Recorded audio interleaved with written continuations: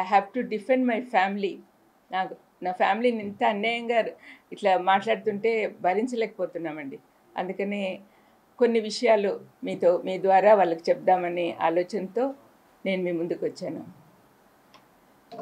ఇక్కడ నిన్న రాత్రి నేను ఒక వీడియో చూస్తూ ఉన్నాను, వీడియో క్లిప్పింగ్ ఫ్రమ్ పులివెందుల. అక్కడ మా షర్మిలమ్మ కొంగు పట్టుకొని ఓట్స్ అడుగుతుందండి. ఈ పాలిటిక్స్లో సెంటిమెంటు ఈ కొంగులు పట్టుకొని అడగడం వల్ల గెలవగలిగితే మరి లీడర్షిప్ క్వాలిటీ ఎక్కడుందండి? అక్కడ మాటకు ముందు వైఎస్ రాజశేఖర రెడ్డి కుమార్తెనో అంటుంది. రాజశేఖర రెడ్డి అన్న ఉంటే కన్నా ఇలాగ చేసేవాడా? ఒక లీడర్కి ఉండాల్సిన లక్షణాలు ఏమున్నాయండి?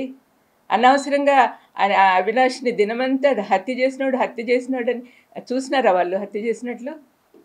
ఎవరు వాళ్ళకి ప్రూఫ్ చూపించారండి? ఎవరైతే హత్య చేశాడో వాడేమో బయట తిరుగుతున్నాడు. వాడు చెప్పిన మాటలు నమ్మి వీళ్ళు డిసైడ్ చేసేస్తారా? వాళ్ళేనా డిసైడ్ చేసేవాళ్ళు? మరి జడ్జిలు, కోర్టులు ఎందుకండి?